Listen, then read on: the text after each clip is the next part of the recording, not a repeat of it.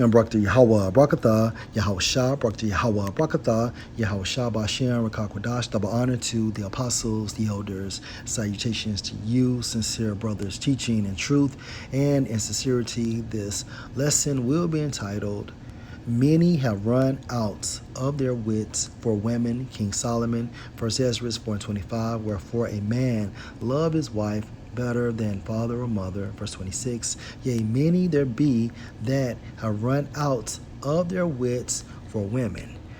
Wits, or wit, according to the etymon, means mental capacity, broken down into your understanding, intellect, sense, knowledge, consciousness, conscience, meaning to see or to know. Keep this in mind. And become servants for their sakes. So if you lose your mind, if you don't stand your ground, you will become a servant to that woman, the same woman you lost your wits for. Okay?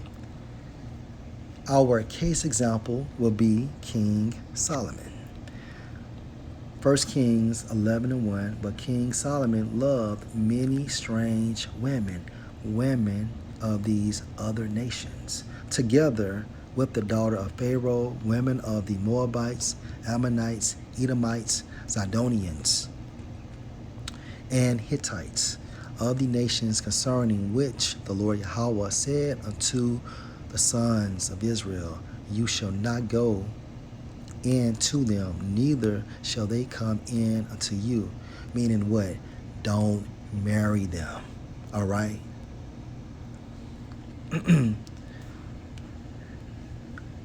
We can only utilize women of these various nations as concubines only. All right? When it comes to marriage or joining to a woman, she must be an Israelite only. Okay? We become one flesh with Israelite women only. These women of these other nations, they can only be utilized as concubines. And that's it. And concubines are lesser wives. Okay? For surely they will turn away your heart after their gods. Solomon clave unto these in love. He fell in love. Meaning what? He ran out of his wits for these women of these other nations. Okay?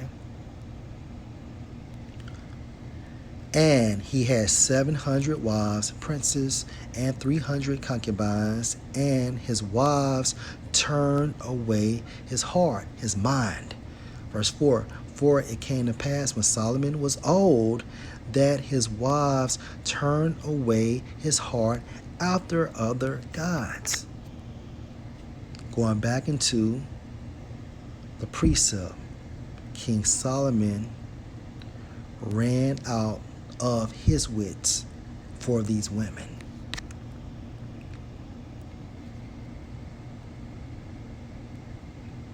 For it came to pass when Solomon was old that his wives turned away his heart after other gods, and his heart, mind, was not perfect or devoted with the Lord Yahweh his power, as was the heart or mind of David his father.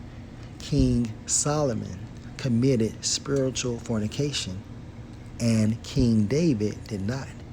Verse 5, for Solomon went after Ashtaroth, the goddess of the Zidonians, and after Milcom, the abomination of the Ammonites. And Solomon did evil in the sight of the Lord Yahweh, and went not fully after the Lord Yahweh, as did David his father. Then did Solomon build an high place for Chemosh,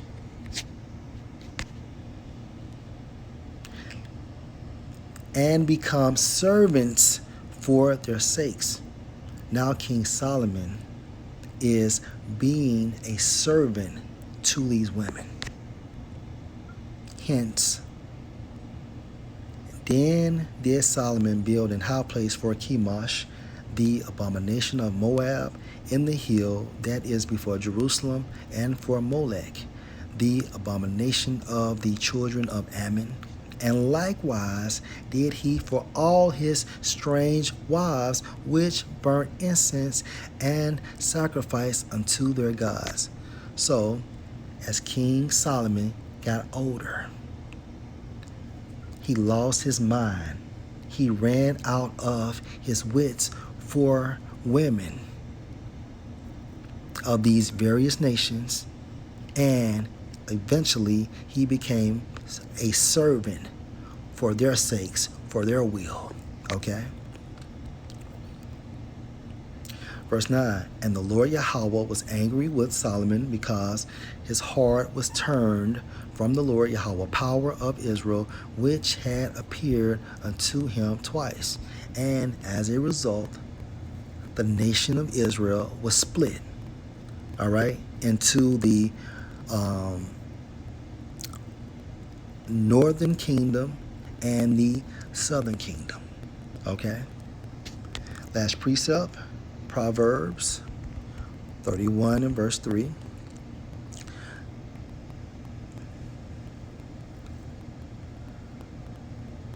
Let's start at verse 1.